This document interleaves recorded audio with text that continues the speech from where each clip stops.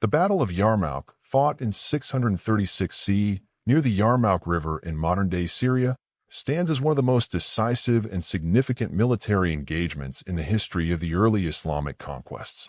This six-day battle between the forces of the Byzantine Empire and the Rashidun Caliphate marked the turning point in the Muslim conquest of the Levant, leading to the rapid expansion of Islamic power across the Middle East and beyond.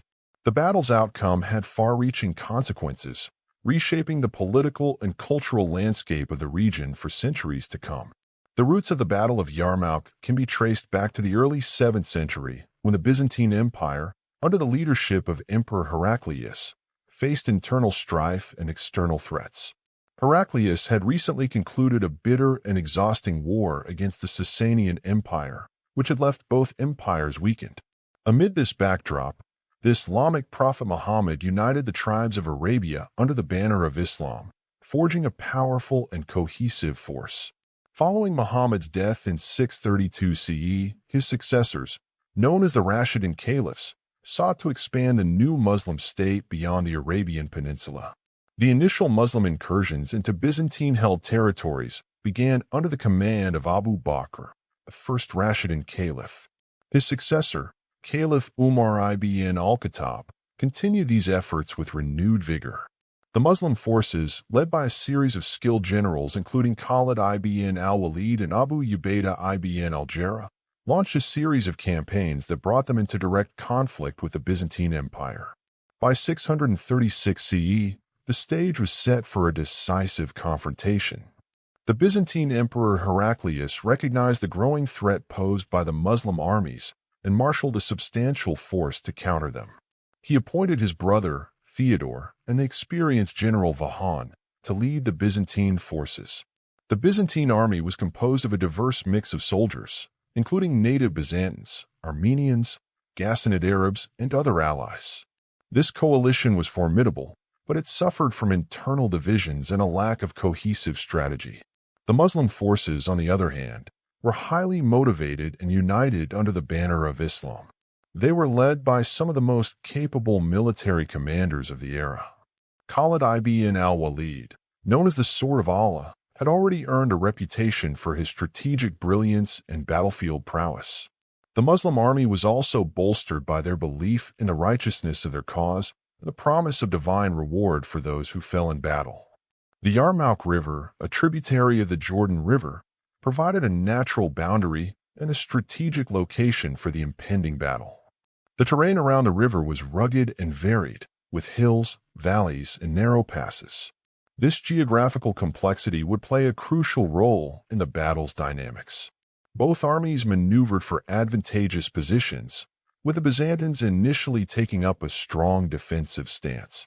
The battle commenced on August 15, 636 CE, with a series of skirmishes and probing attacks.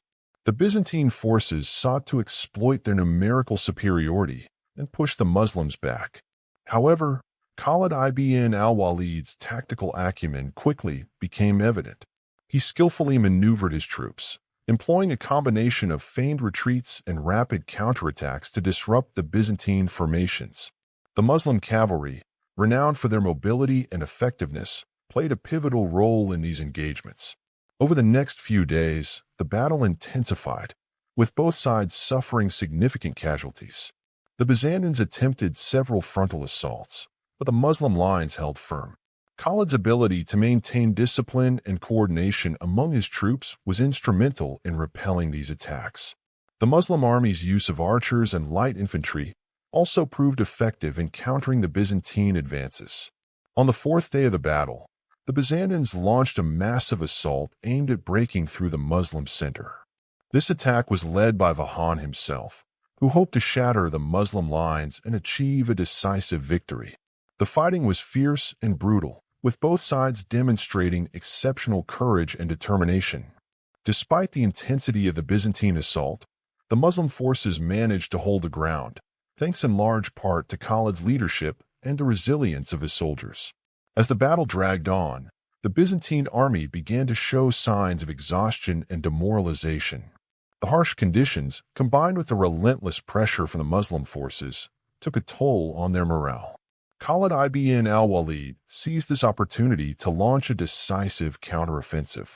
He ordered a series of coordinated attacks on the Byzantine flanks, aiming to encircle and isolate segments of their army. The Muslim cavalry executed these maneuvers with precision, causing chaos and confusion among the Byzantine ranks.